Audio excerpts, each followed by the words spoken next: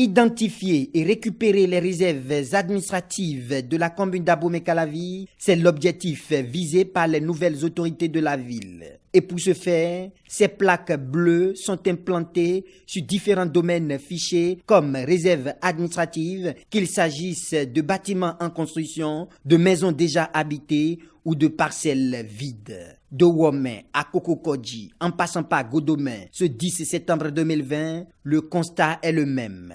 À la manette, le comité d'identification des réserves administratives de la commune d'Abomey-Calavi qui parle ici de sa mission. Nous voulons connaître tout simplement les manières par lesquelles les gens ont occupé certaines réserves dans notre commune.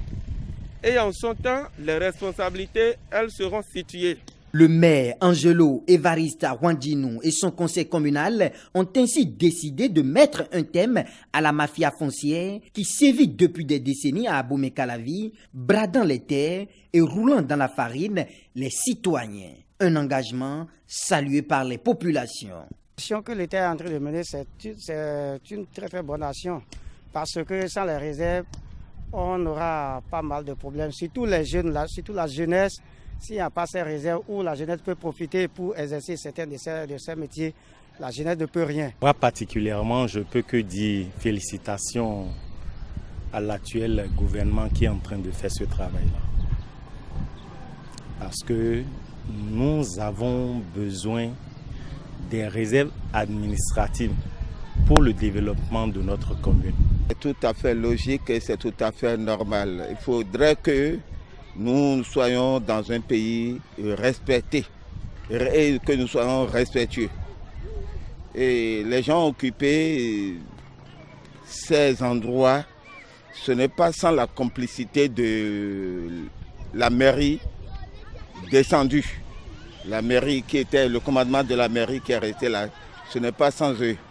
Parce qu'une fois, la mairie est venue mettre la plaque, la banderole, sur l'emplacement du marché qui est derrière moi là. Et avec la police, ils sont venus faire des interdits. Mais quand la bouche mange, la tête perd sa place. Et c'est ce qui s'est passé. De nombreuses familles qui ont acquis des terres auprès des précédentes autorités communales et qui ont bâti leurs maisons, entreprises et autres sont désormais sous la menace de voir détruire l'ouvrage de leur vie et de se retrouver dans la rue. Mais Franck Hessou et Ernest Ayati, tous membres du comité d'identification des réserves administratives, rassurent. Je voudrais dire à la population de ne pas s'affoler. Ce n'est pas s'affoler, ce n'est pas encore une fin en soi.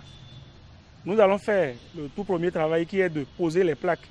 Et nous allons nous asseoir avec l'autorité pour que l'autorité, on puisse lui proposer ce qu'il y a lieu de faire. Nous profitons de cette occasion pour dire à la population de ne pas s'affoler. C'est un travail qui est recommandé par le gouvernement.